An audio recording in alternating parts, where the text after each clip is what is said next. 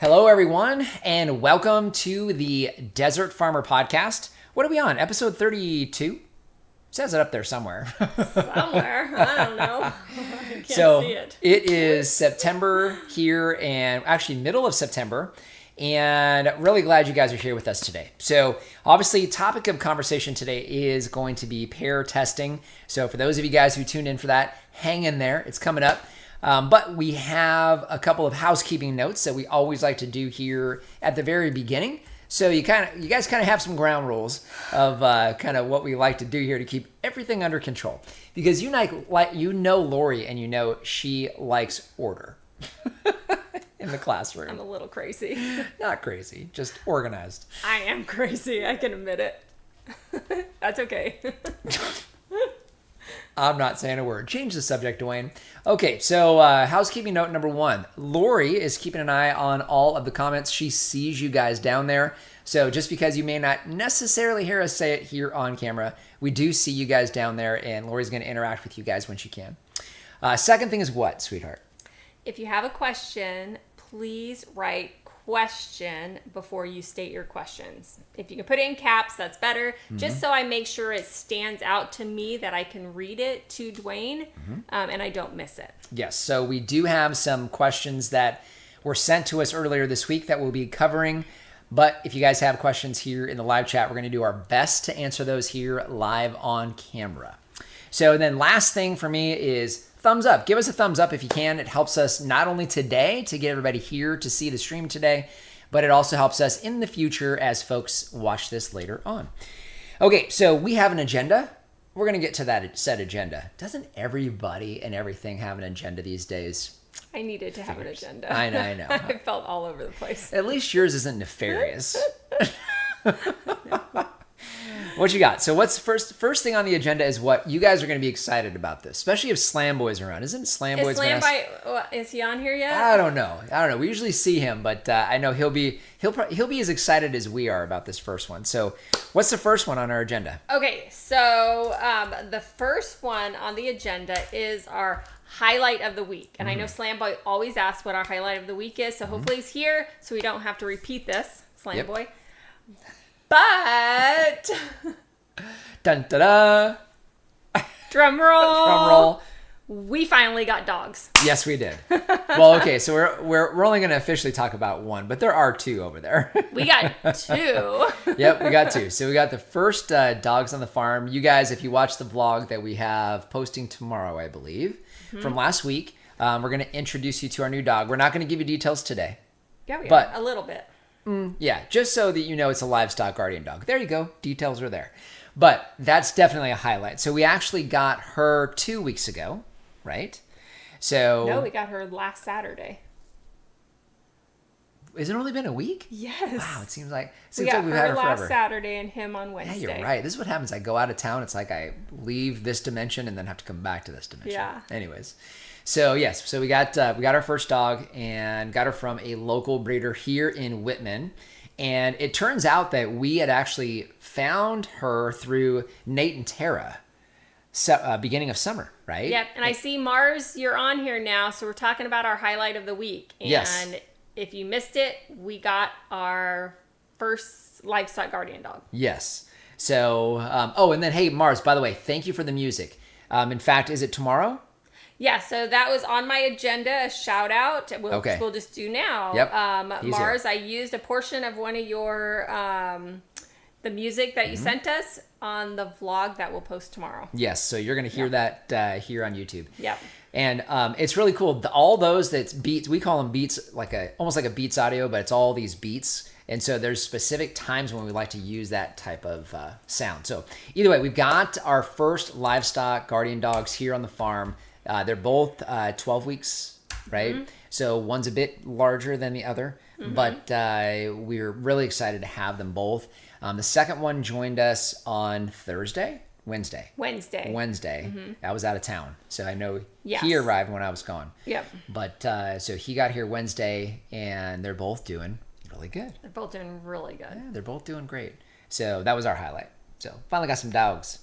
And Slam Boy, if you're here, yes, we finally got dogs. I haven't seen Slam Boy yet. And I don't know if Taylor normally makes the live streams, but I know he's asked about, there's a few guys out there that have asked about him. So Yeah. All right. What else we got? What's next on the agenda? Okay, so we're going to start out with, you want the agenda or do you want to get into some questions? Well, whatever's next on the agenda. Well, the agenda is the item of the week. Do you have one? I do have one because we're talking about pears this week. Okay, so what is it? So our item of the week is the organza bags. Here we go.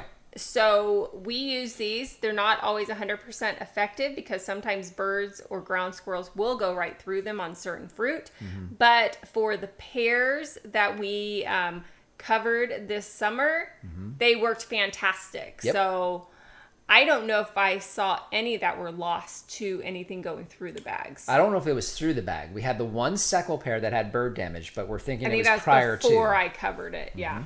Yep.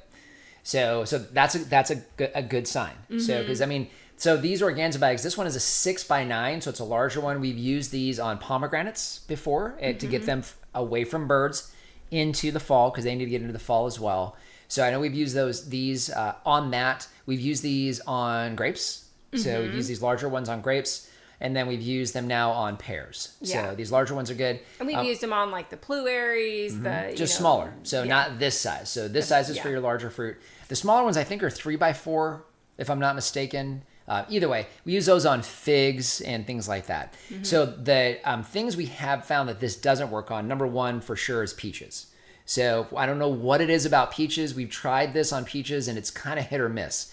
Sometimes birds will still go through it. Other times they're deterred. And we have found that it doesn't matter what color this is.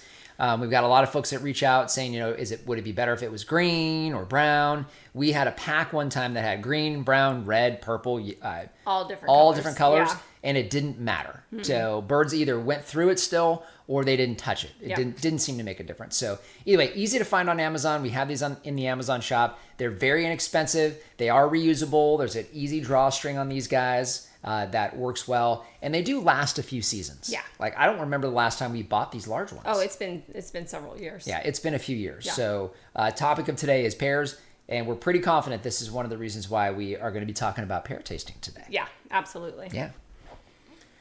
All right, so some questions. I'm going to go back to, because I have Pam's question from last week that we didn't get to cover right at the end. So have you considered a members only section? Members only like the jacket, right?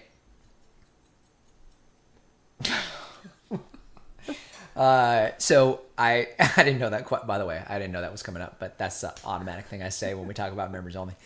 So I don't know that we've ever really talked about that. We haven't really, no. No. I know that YouTube has a membership option, and we even had, I think YouTube reach out to us wanting us to have assign a mentor to us or something like that to help us institute that program.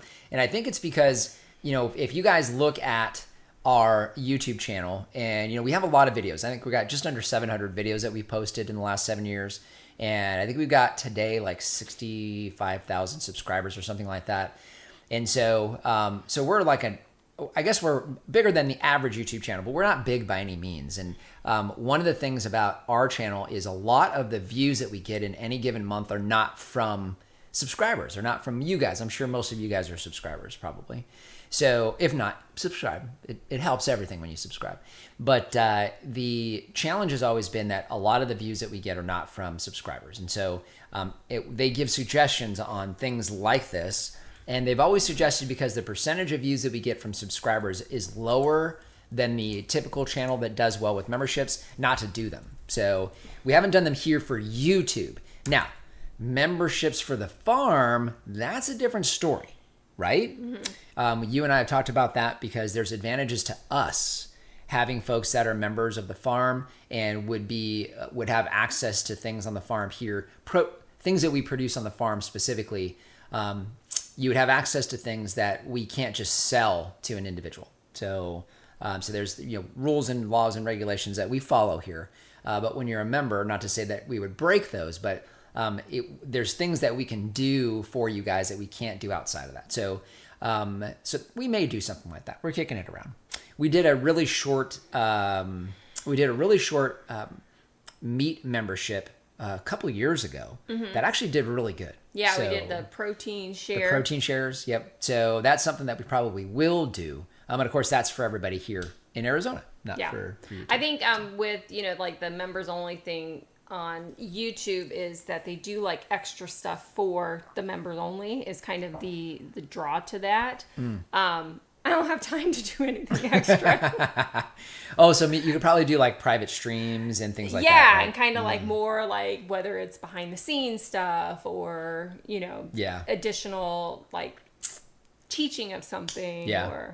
But Well, actually, eventually it could happen. I think we talked about doing streams out on the farm and doing some how-to, like hands-on stuff. So I guess we could do something. Yeah, the last time we tried to do that, it was a total fail. It was a mess. I think that video is still up here. I might have deleted it. I'm not sure. Couldn't see anything. It was really bad. That was funny. Yeah, we'll figure it out though. It's a good question though, Pam. What is the drink of the day today? You haven't told me yet. Mars is drinking Chardonnay wine. Ooh. So we will toast to that. Yeah, and then actually this kind of looks a little bit like Chardonnay. Is this peach or apple? It's actually Thompson. Oh, really? Is it the Thompson from last year? Yep. Ah. We haven't tried it yet. Okay, this is about to get real.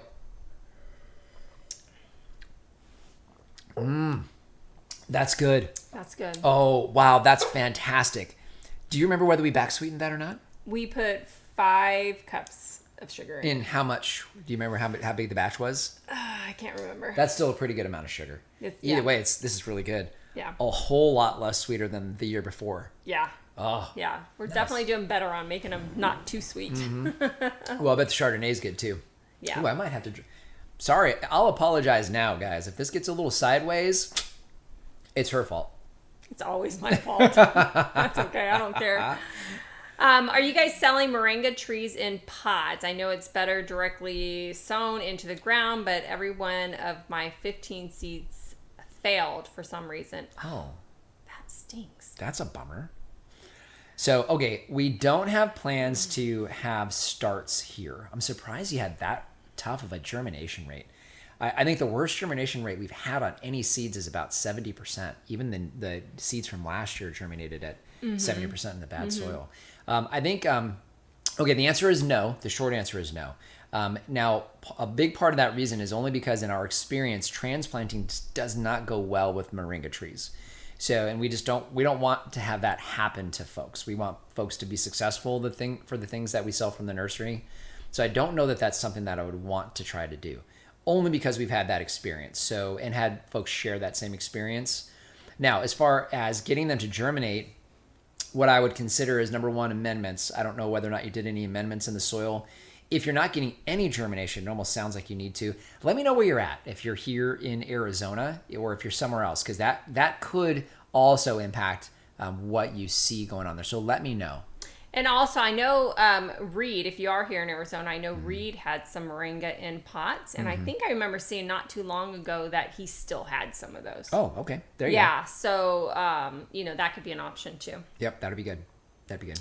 Have you ever heard of a sundowner apple tree? I have not. So that sounds interesting, but I have not heard. Is it a type or is it a variety? You'll have to let me know. That's interesting. Yeah. I haven't. Actually, no, speaking of apples, maybe I won't say it here. There's some little apples on those trees out there still. For the fall? Uh-huh. They're tiny. They're really, really small, which I expected, but there's a couple that birds haven't gotten to. Might have to get those organza bags on them. Yeah, might have to cover those. Yeah. All right, what else we got? We about ready? Question. Dogs are the best, aren't they? From Sarah. Yes, they are. They're fantastic. I love them already. So did another trip around the farm this morning. And yeah. So it's really cool. Really looking forward to it. Obviously got our work cut out for us. They're pups still. So we got a lot of training to do. And but yeah, I'm looking forward to it. Yeah, and we can't have them just like free range of the property right now because they still are pups and small, and we got to train them. Yeah. Pam, thank you. Hey, Pam. Got a Thank you, super chat Pam. from Pam. Thank you so much, Pam. Thank you for the super chat, Pam. You are the best. Have I said that before? I know I'll say it in person too because we see you off and on. So, but thank you. Okay, so we're not going into the question of the week. When are pears ripe in Arizona? Yes, let's get to that. Let's get to that now. So, because we did the shout out, right?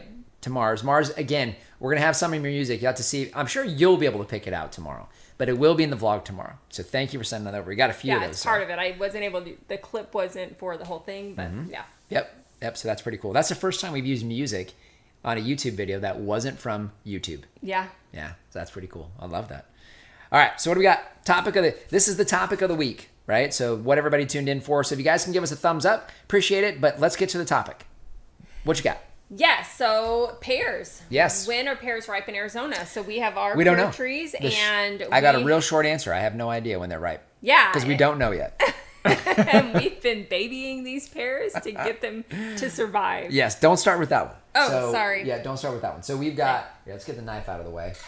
All right, you guys know we love our taste tests here. We've had some doozies, but I'm confident this will be nothing like that first one.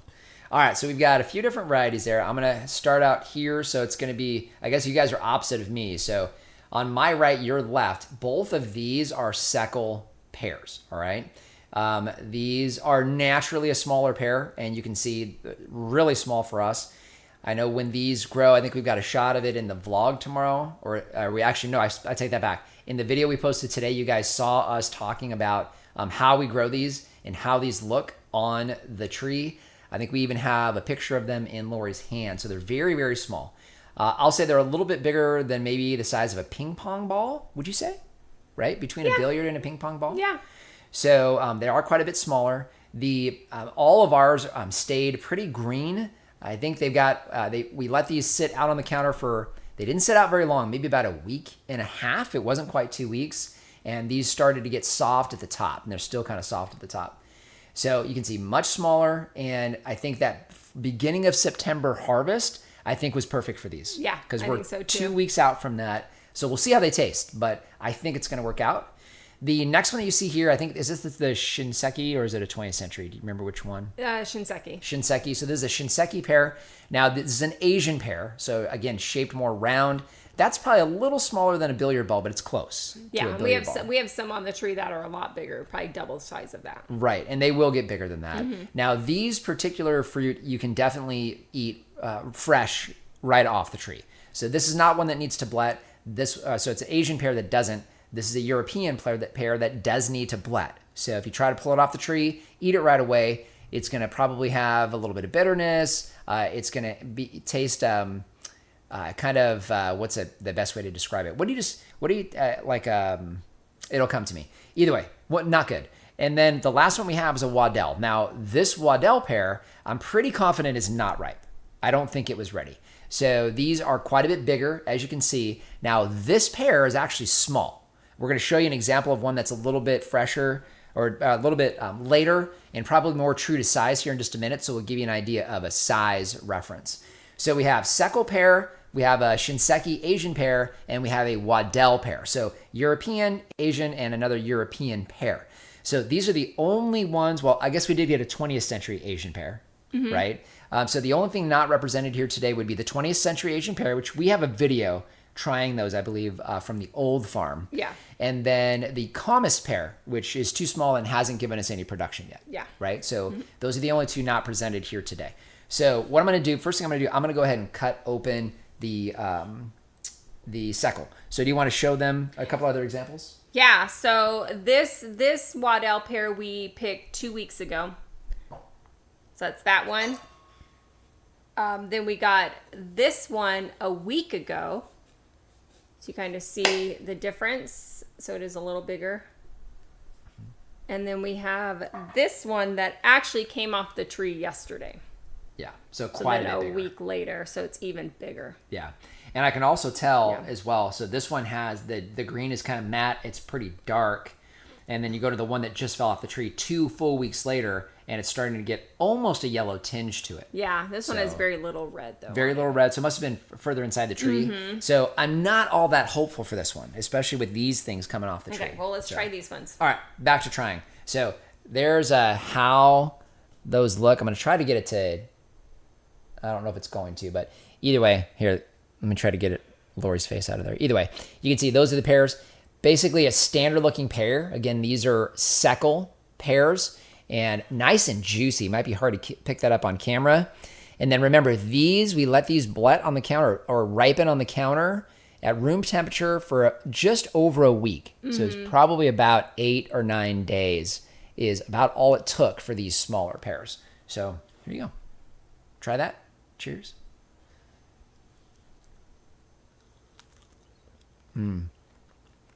Oh my goodness.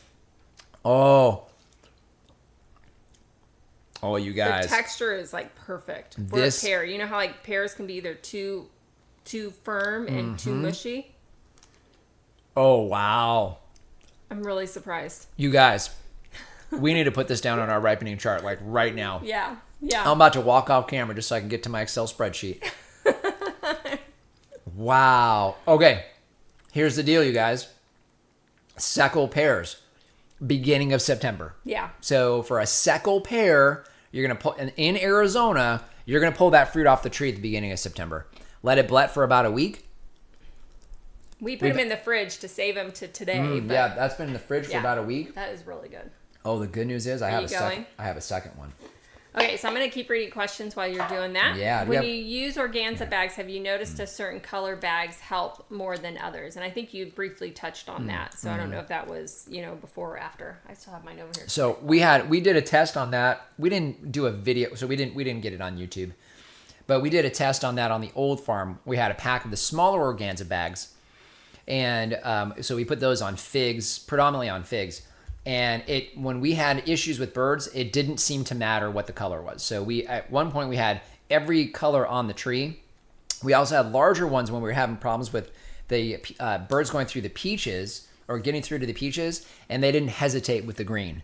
Mm-hmm. So the green and the brown, there's an orange one. They went right through that as much as they went through. I think we had a red, orange, and purple, and they didn't care. They blew right through. I know them. I've seen some people say, do the green ones, but we haven't noticed a difference as to one color working better than the other. I'm sorry, my mouth is full. Oh my goodness gracious. That's really good. That is fantastic. Have you ever heard of getting a cutting and sticking it in the ground and getting them to root? Pears or apples? I was able to get a pomegranate to root. Yeah, so pomegranates would do fine. Any of your varieties that are typically just rooted cuttings, so figs, mulberries, pomegranates, all those would be great examples. So the only challenge with doing that with a tree that's typically a grafted variety is usually the sapling, they're grafted for a reason. And typically the roots on the saplings are not very hardy. And so typically, especially anything like our soil would never survive. So, and they'll definitely never thrive. So that'd be the challenge with something like an apple, like a stone fruit or a pome fruit. So an apple, a cherry, a plum, an apricot, a pear. So that would be the challenge there. But otherwise, yeah, you could. So the right soil conditions at the right time of year, you definitely could just stick them in the ground and go. Same thing would go for berries. We have, in fact, our second bed of Primark blackberries. That's exactly what we did. And Primark blackberries are notoriously difficult to propagate. And so all we did was just stick, 30 or 40 cuttings in the ground. And I think we got maybe 6 to take, but they did. So, and by the way, that's about, I think, the percentage that typically propagates. Chris propagates all of our trees for us. He tried to do the Primark, couldn't get any to go. So, and he does that for a living. So you can imagine, it's just tough. They're tough. Yeah. Man, I'm like looking at these scraps down here. Just want to eat them. Focus. Okay. All right. Back to business. What kind of dog breeds do you have? So I think we should let these guys. Okay, in you guys get in on it. Well, the one you're getting like a way in advance notice because we didn't even talk about our second one. So you want to go ahead and tell them about the first one? Yes. So while you're doing that, guys, I'm gonna go ahead and cut open our second pear. This one is the Waddell pear. And again, I'm not confident in this one. I'm not so sure this is going to be the same. We'll see how it takes. Okay. 2 weeks this has been on the counter, but beginning of September. Okay. Go ahead. So the first one that we got last Saturday, she is a Great Pyrenees Kangal mix. So her name is Sasha. And we share all this in the vlog for tomorrow. You guys get to meet her tomorrow. She's beautiful. And so we were really set on Great Pyrenees, and then we were okay with one of them being, we assumed an Anatolian Shepherd, so Kangal. And that's what we got. And so what's really cool is learning. That was kind of my what I learned this week. So we learned about the Kangal breed, and it originated in Turkey. And the Kangal has the strongest bite of any dog. Of any canine. So that includes wolves, etc. So yeah, and actually it can kill a wolf. Yeah, yep, because of the jaw pressure. So. Pretty cool. It is really cool. And I know I was doing some research on it too. So originated in Turkey, from what I understand, and shepherds, obviously it's a shepherd. So shepherds used to use them, and commonly they would put spikes around their neck. And so a single wolf would have a very difficult time with the Kangal because it couldn't grab onto its neck and bite its neck. And then the Kangal could overpower the wolf, which is just wild. So, but you can see it in Sasha. Yeah. You can see it in Sasha. I mean, she's a beast. Yeah. You know, she's 12 weeks old. She's over 40 pounds. Yeah. You know, she's so cool. She is cool. And just kind of looking down, I'm going to skip a couple questions. Here, before you do that, should we get back to today? Sure. So I know it's what a lot of folks are tuning in for. Okay, this is the Waddell pear. I can tell you right now, it's not ready to go. No, it's a little firm cutting it. Way, way too firm. So, I mean, it looks like fine, but yeah. You can see it looks more dry. It's dry. It's moist. Yep, it's dry. Oh, yeah. No. That's pretty crunchy. That tastes weird. No, okay. I'll pass. That has basically no flavor at all. So it's got the texture. Well, if you guys ever had an unripe pear, that's definitely not ready. No. Okay, Waddell pears are not ready at the beginning of September. No. That's been on the counter for 2 weeks, and it is not even close. So, and I know 2 weeks is plenty of time for blooding. So yeah, we'll find out. We've got these other two. All right. So Seckle pears, beginning of September, right? So that's when you pull, and that's when you let them blet for about a week or so. Waddell pears, we don't know yet. We've got one that is this one a week later. So we have this guy here. We're not going to try it today because it's definitely not ready. This was a week later. So first week of September, we'll try this maybe next week. And then we have this big boy that just came off the tree today, much bigger. And we'll check on this one. So this one would be middle of September. And then we've still got several on the tree, right? We don't have any more seckles, but we have more of that. Yeah. Do you have a seckle over there, ready, Chandler? That's mine. Okay. All right. I'm going to go ahead and cut up on this shinseki, but I think it's a little bit. Okay. Some seeds terminate and die about an inch tall for the moringa. Okay, so they do start. Where are you watering them every day? Yeah, you water them each day. You have to let us. Are you here in Arizona? Let us know where you're at and when you planted that. These are really snug too. Do you have your pears grafted on pear seedlings or on quince? So those are grafted on Reed's rootstock. I don't know what type of rootstock it is. He won't tell me. That is, he won't give me that information. So I don't know. So if one of you guys can wrangle Reed down and ask him what his fantastic rootstock is, because I have no idea what it is. Let us know. Yep. Okay, shinseki pear, right? I get the feeling this one's not quite ripe yet either. Just looking at the way, I don't think this one's going to be ready. So this is a shinseki pear. It's a quarter of one. A little bit too small, but let's go and try it. No, not right. A little crunchy too. Almost a little bit of sweetness still. Okay, so shinseki, Asian pears, not ripe yet either. That one was 2 weeks ago, so we got a few more on the tree, so we may have to try that one out again, right? Yeah, wait another. Let me see this over. Don't you dare steal my pear. Fine. Sharing is caring. Did you ever try to make pear cider? We haven't had enough. So yeah, it's the first time we've had pears actually get to the fall. So our goal with our pear trees, even our apple trees have kind of had the same goal, is to allow the trees to get massive. We really want them to get big. So the difference would be the summer apples maybe not quite so much, but the fall apples definitely. So we have the 3 fall apple varieties that we're hopeful for. We already know the fruit quality is just not going to be the same as what you're used to, only because they'll struggle in the summertime and they'll stunt the growth. But we're going to let those trees grow pretty naturally. The pear trees as well. So you guys saw that in the video this morning.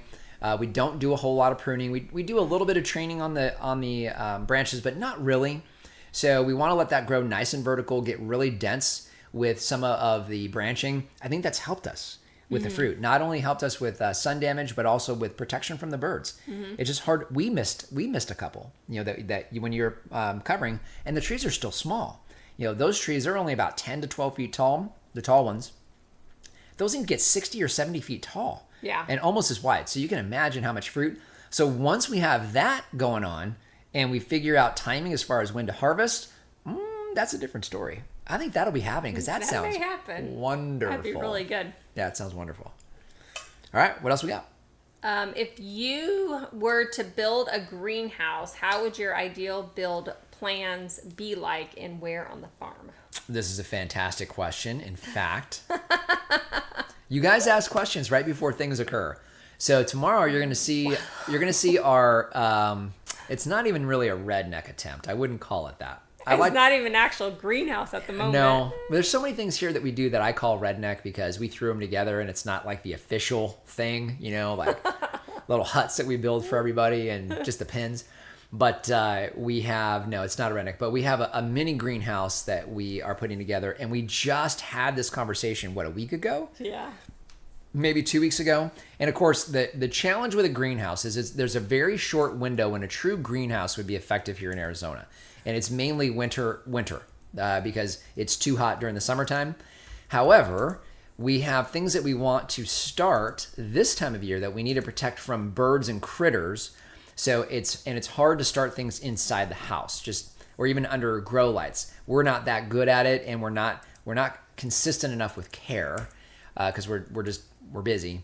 So, but having a greenhouse would make things easier. And so we've kicked around the idea of doing some type of house that we could do some type of like a tule or a bird netting over to cover during this time of year when we're starting in the summertime.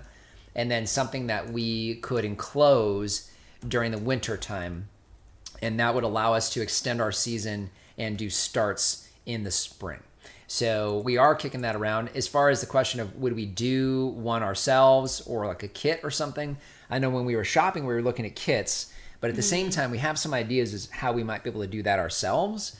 And again, it would be a little bit more redneck because a lot of the kits are pretty expensive. If you want something that's nice, if you want something that's real basic, you can get them cheap on Amazon, but we need something that's going to hold up to the wind. And you guys know our weather here is a little rough on things.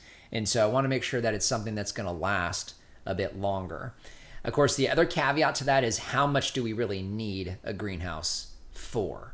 And we don't do a whole lot of annual vegetable production here. That's not something we plan on doing for the farm as far as production is concerned. So we don't need to have a whole lot of starts. So I think that's the other reason why we've really kind of put that off and not put a lot of time and effort into it. Mm-hmm. So, but I think the kind of in between that we came up with that we're going to show you guys tomorrow, I think is good enough for now. So yeah, it'll work for now. Yep. Good question though. What else we got? Can you grow hardy kiwi there? If no. So, would you try them? We have tried them and no. So we planted, I don't remember how many we planted, maybe 8 or 10 different varieties of hardy kiwi. We wanted to give that a really good shot. We did that on the old farm, and that was before, pretty sure that was before we started doing YouTube. And they all died as soon as it got warm. Yeah, as soon as it got too hot, they did not like that at all. They did wonderful in the spring, and we planted them. I think we got them at the end of winter. So I think they were in the ground for a couple of months, if I remember correctly, and they died at the beginning of June. So as soon as we got hot and dry, they were out. So and they were up against a wall so that they got afternoon and evening shade, and it still didn't matter. Yeah. So yeah, they got crispy and died almost immediately. All of them, all at the same time. So it wasn't just a single variety that was a problem. They didn't make it at all. So yeah. Your water from wells for irrigating is drinking water or not? Yes, it is, and it's actually really clean. Now we haven't had it tested recently, but we also don't get sick off of it. But yeah, no, we use that for everything here on the farm. So that goes into the house for everything here inside the house, and then of course outside. It's coming from 600 feet down, and that aquifer it has a fantastic recharge because I don't know where you guys live here in the valley, but I know we can see the mountains above Wickenburg, and that is. So you get an error message there? So just click on that when that opens. So guys, if we get a little bit of hesitation here, we just got some hiccups here from it looks like from our internet. But we can see the Wickenburg area, and we can see the rain that typically is falling on Wickenburg. They get rain most days, or at least north of them does, most days during the summertime. So monsoons are constantly up there, and that's recharging our aquifer down here because it goes through the Hassayampa, which is an underground, the river itself flows underground. So it's a fantastic aquifer, and it's constantly being recharged. So I know that helps as far as the quality of the water, but yeah, it's the whole thing. What kind of cow will you get in the future? Beef cow or milk cow? Wow. So what will we get? That's affirmative right there. Well, the first thing would be whether or not we get one. Excuse me. Yeah, we only have 6 acres, so which sounds like a lot, but it's not a lot for cattle. So we have kicked around the idea of bringing cattle on just so that we can say, like that we have raised cattle ourselves. But yeah, we haven't gone any further than that. Yeah. So, and we've got a friend of ours that raises and finishes the cattle that we buy for us. So, we already have that covered. So it's not something we need here from a meat standpoint. Now, as far as dairy is concerned, we probably wouldn't do a milk cow only because we don't need that much milk. Yeah, right? we don't drink milk, and so we only use it if we're like making kefir, because we do make kefir, so we use milk for that, and if it's like recipes or something, right?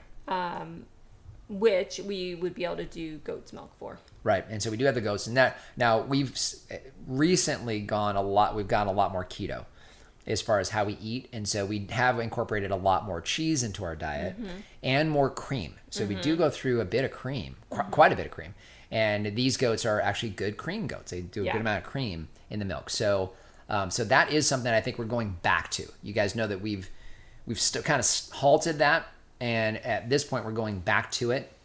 So I think we will wind up doing that just because we do want that cream, right? And then cheese. Yeah, no, that would be fun. I'd have to figure out how to make cheese. Yeah, we'd have to show that. We'd have to share that here, our cheese making adventures. With all of the mulch and organic material, how do you control roaches and other crawlies? Yeah, so we don't, especially out on the farm. The only place that we use a pesticide on the entire farm is around our house. So that we do make an exception there, which by the way is would be one of the challenges if we wanted to go to the government to tell us we were organic. So in order for us to be called organic, I know there's things that we can do in order to have pesticides on the farm for the house, but it's complicated and boy, it's tough. But either way, we spray the house. We do that because, termites in Arizona are a thing. If you don't have termites today, it's only because they're waiting until they can see you tomorrow. Because you will get them at some point in time. So we do spray the house, and that's it. Everything else, we let it go. And all of those critters, by the way, remember, they're part of a life cycle. So all of them are.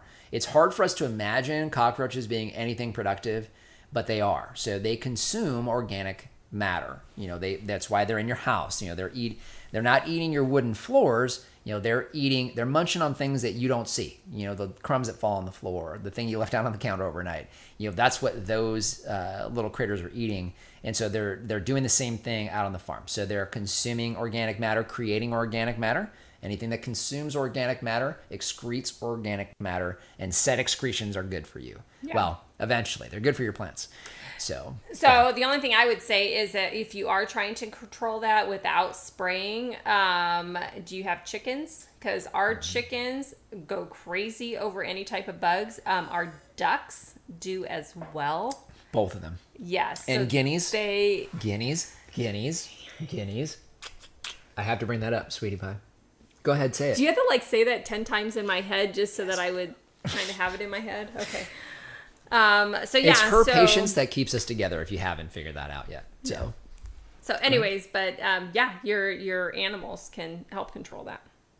Especially guineas. Just throwing that out there. So what she said.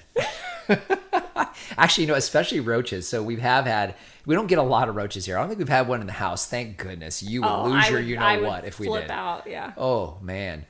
The losing of said stuff would be prodigious. But no, we do have them in the wood chips because it's all part of that. It's there is bugs down there. But yeah, the ducks, if there's one in the duck area, like if I'll dump their water out and there's any underneath there, they go nuts. Crazy. Yep, the chickens too. So there's some bugs they don't care about, but roaches, whoo, they are all over the roaches. They love those because they're mushy, they're squishy. Yep.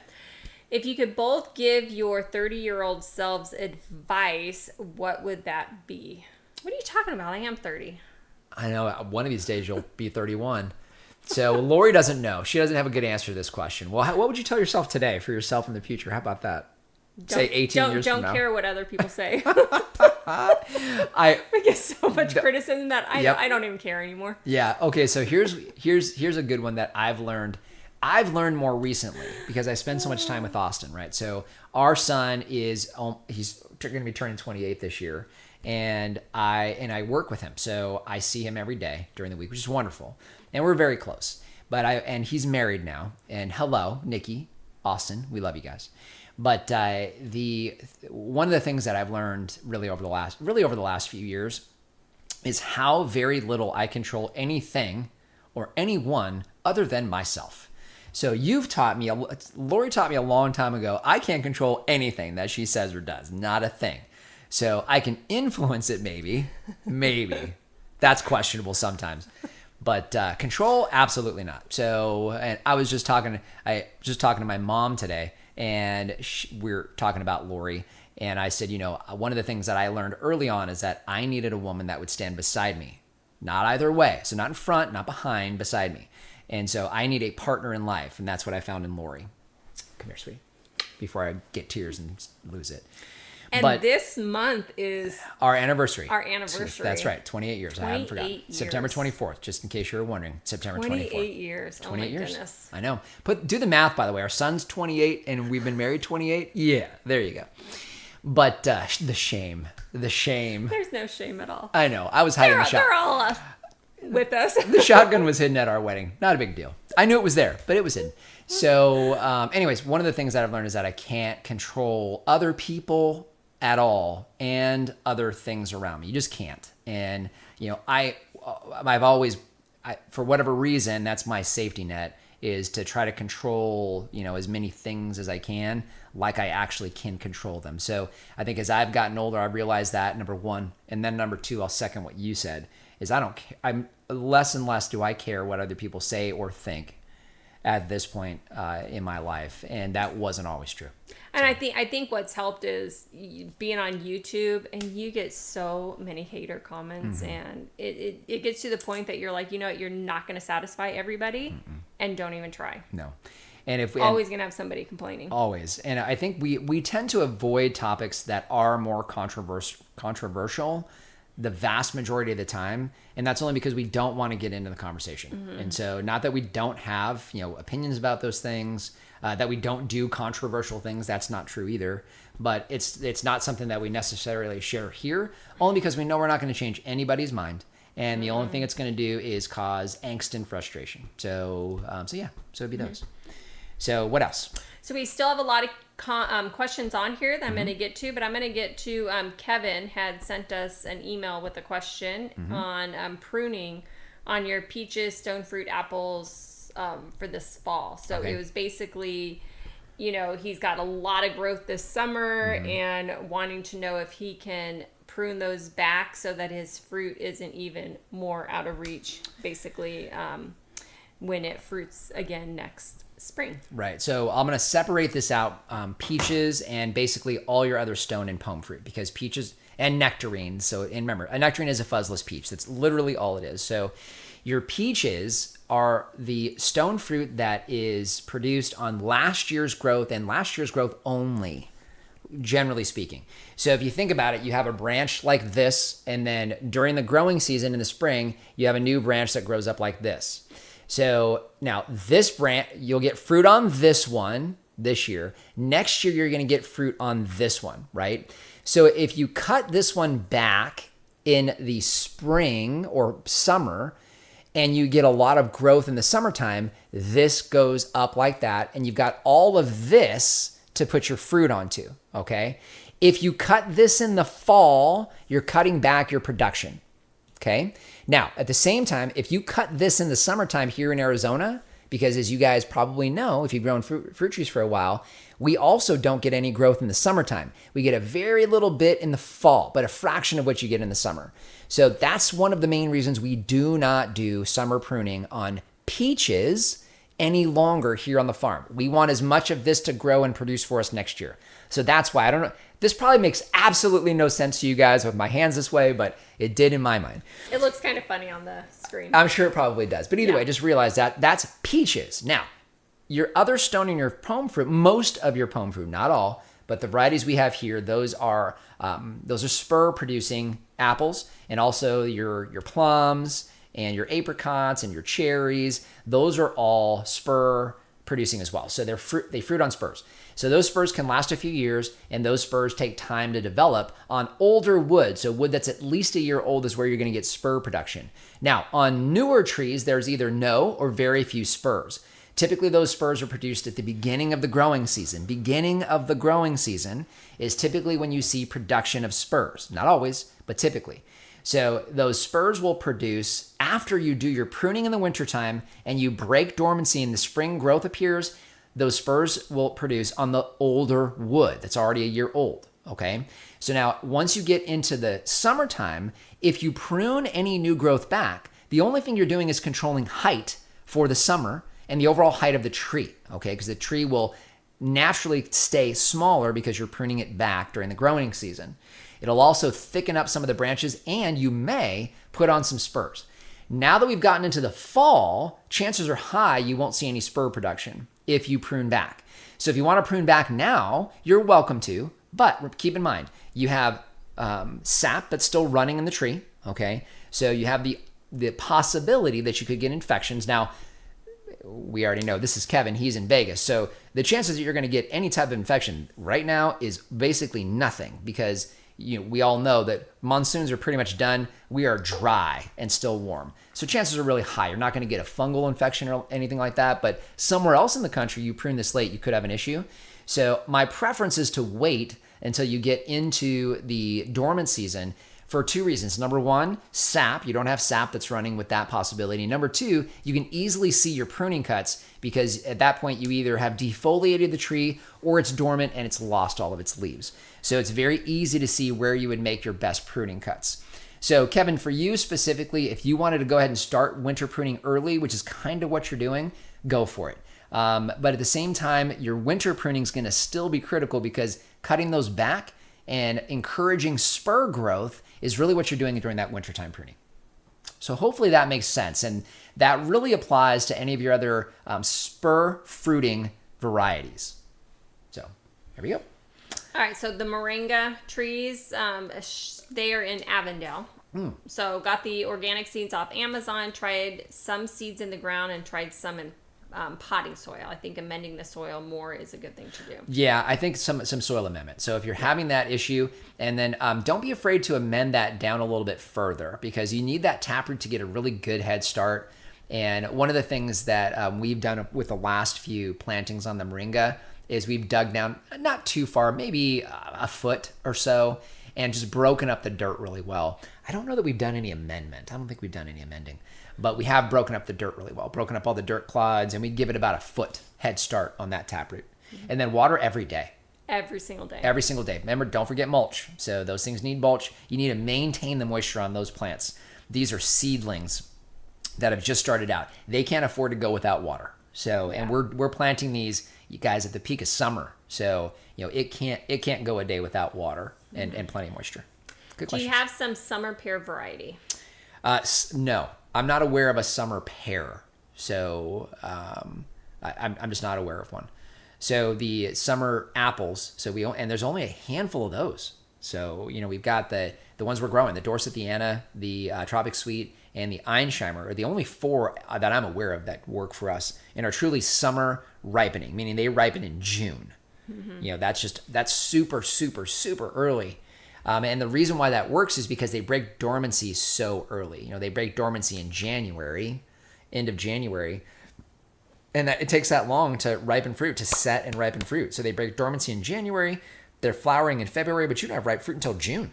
Yeah. So, that's part of the reason why those work here, because they break dormancy so early.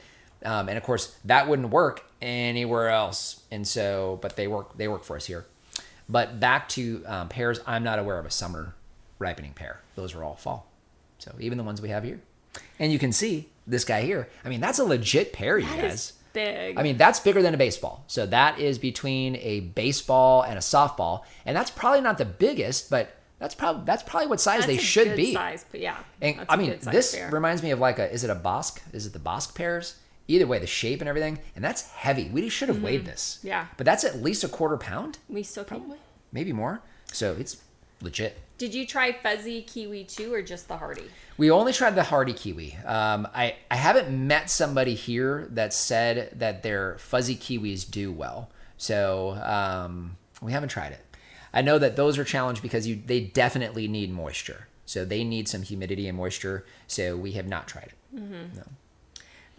You had Sherwood jujube on Old Farm. Was it productive? Yes. It was a very productive tree. All of the jujubes are very productive. Yeah, they're very. We haven't had one that... I would say the Lang is less productive than the other varieties that we have, but the other ones are all very productive. And even that one's got some good production on it. So it's all been good. What are you chuckling at? Sorry, Nobody else knows what you're laughing at. I saw a comment further down from Pam. Sorry. Okay, so we got Slam Boy here, late to the party. Hey, what's up, Slam Boy? Cooking, but Slam Boy, we got dogs. We got dogs. 2 to start. Yep. How many bottles of wine do you have on your inventory list, and what made you start making your own wine? Oh, Surplus of fruit? Yes. Is the answer to that question. Well, part of it, I think, I don't know that we necessarily have much of a surplus. I think was... I think it's just... We just wanted to try it and make. Yeah. I enjoy wine, and so just making our own. The first wine we did was Manuka, and it was horrible, but it was good to us. It was fantastic. We thought it was wonderful. If we go back now and test it, we'd be like, "Oh, what were we thinking?" Really bad, yeah. Really bad. But I don't even know how many bottles we have because we've got 3 racks in a guest bedroom. We have a rack in our bedroom, and each one. And we is have over the rack 100. out in the front room. It's probably pushing 300. Yeah. Maybe more. It's a lot. It's a lot. And that was basically it's all from last year at this point. We only have a little bit from the year before. Yeah. So, but we haven't really started. I mean, this is one exception, but we haven't really started drinking last year's wine yet because it hasn't been in the bottle yet a year. Mm-hmm. So we like to let it age for a year before we start. But yeah, it's that. And then as far as why it was, now it is because of an overproduction of fruit. And because we enjoy making the wine and we enjoy drinking the wine. So, that it's all those things. And as we've done dozens of batches now. So as we've gotten better, we've just gotten better at it. So like this year we changed a lot of things in how we were doing the wine with less sugar, less overall alcohol content. We changed a yeast this year for the fruit wines. So we did make some changes this year. So we don't know yet how those are going to turn out. Mm-hmm. We have no idea. We finished them all. All of them are settling well. I think there's only one exception to that that's not settling quite as well. But either way, they're doing good. Yeah. So you're typing away. Yep. So Pam just saying it as far as, so what I laughed about was that when we were talking about our anniversary, so Pam said, so Lori got married when she was 2 because I said I was 30. Yep, pretty much. I was a cradle robber. That sounds horrible. That's just bad. That sounds horrible. It's like making me sound old. All of that sounds really, really bad. Do you want more kids or just one? Just one. I'm assuming you're not talking about goats. we do want kids. We want our goats to have kids, but not actual children. No. At this point, we're past that. At this point, yeah. Well, there's the whole you being able to have said children at this point. I can still have kids because of a certain process that's happening. That happens naturally at your ripe old age of 30.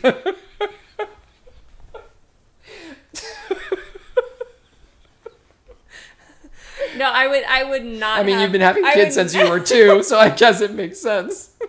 I would not have any more kids right now. I think 28-year apart would be a little too much.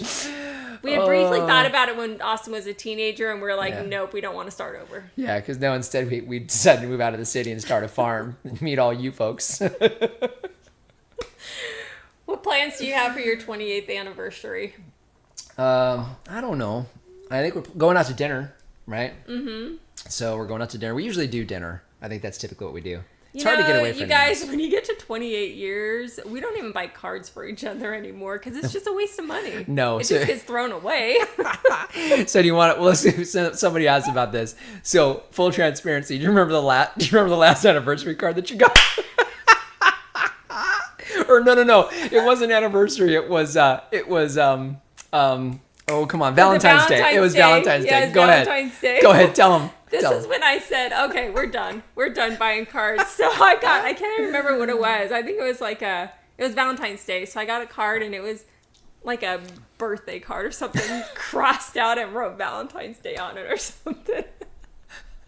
So the men out there can appreciate this one. So He went to the store. Here's The why. Valentine's Day section was too crowded. It was He too didn't busy. wait. And I'm too impatient.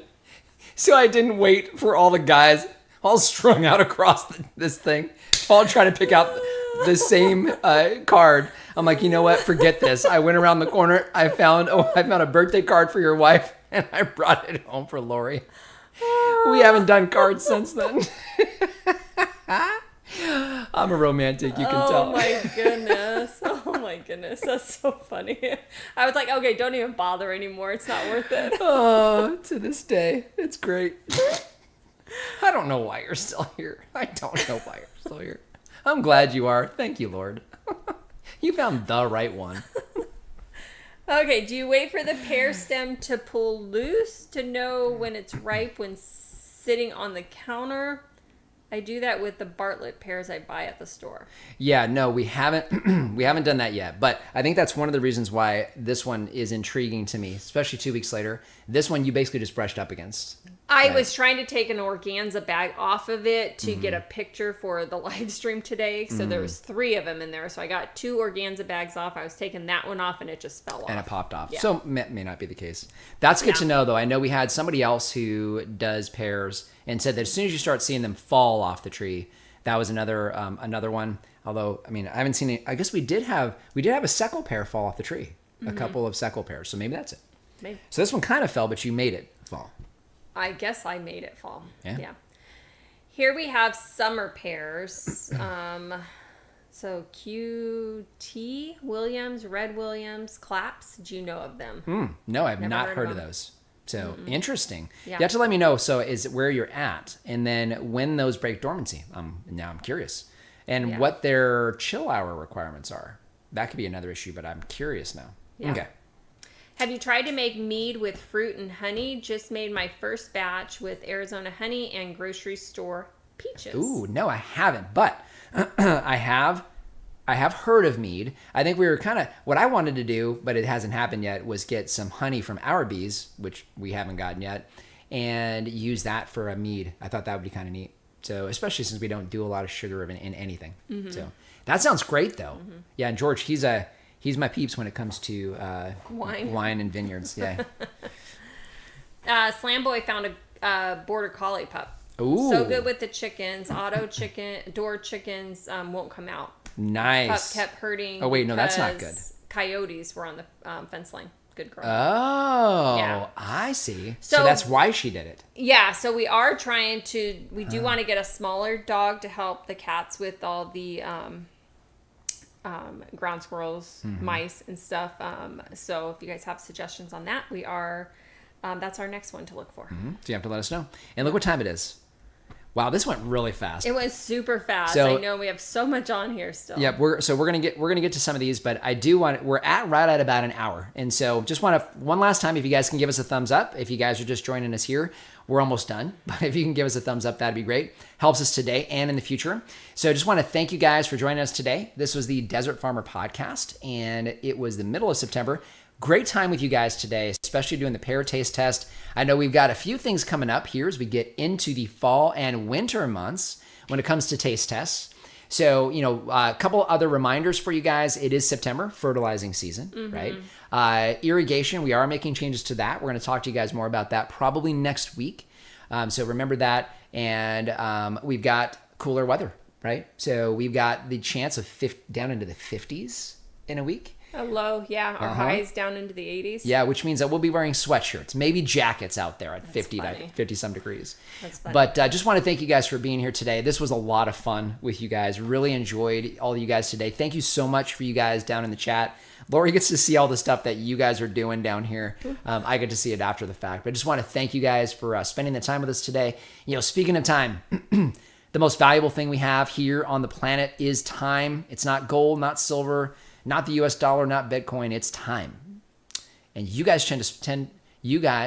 choose to spend that with us, not only each week here, but also throughout the week in the comments you guys do on YouTube.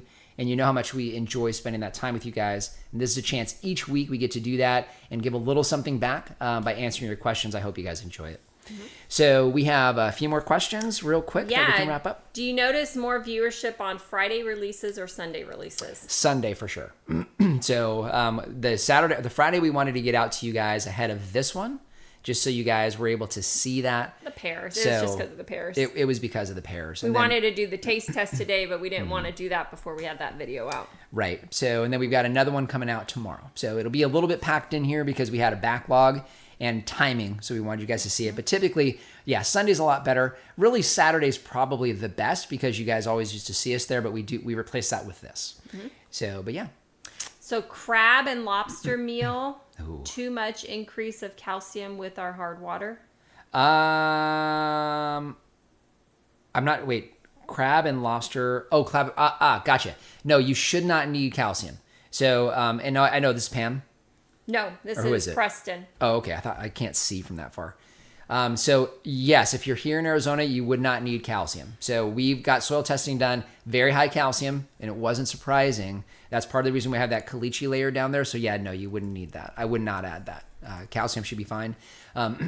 We have plenty of calcium for the plants. And so the key is going to be organic matter and proper rootstocks if you're planting trees in order for the tree itself to be able to uptake the calcium as needed and also survive the amount of calcium that's down there. Sodium's a problem as well. So those can actually be problematic for us. So definitely don't want to add more calcium in there, assuming that you're in the ground and you're not dealing with a raised bed. So good question. Anything else before we wrap up? Oh, what's today's cheat meal? Wrap up. Oh, I'm actually doing wings, so chicken wings. So which is not technically a cheat meal for us because I bake them. I don't, even frying them would be fine. Well, true. Exactly these days. But I'm making French fries with them. Uh-oh. There you go. I have a bag of French fries in the freezer that I've been trying to get through, and so... Ooh, and then we made a keto ice cream. Ooh, some of these we're going to have to share. The ice cream we've been making with just heavy cream and We'll have to give everybody that recipe, I think, one of these days. It's a good one. It's really good. It's good.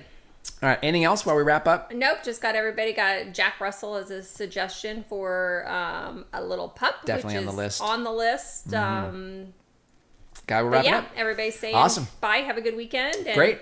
Yeah. So just want to thank you guys again for joining us today on the Desert Farmer Podcast. Want to remind you, if we can farm on the edge of nowhere, so can you. Bye, guys. Bye.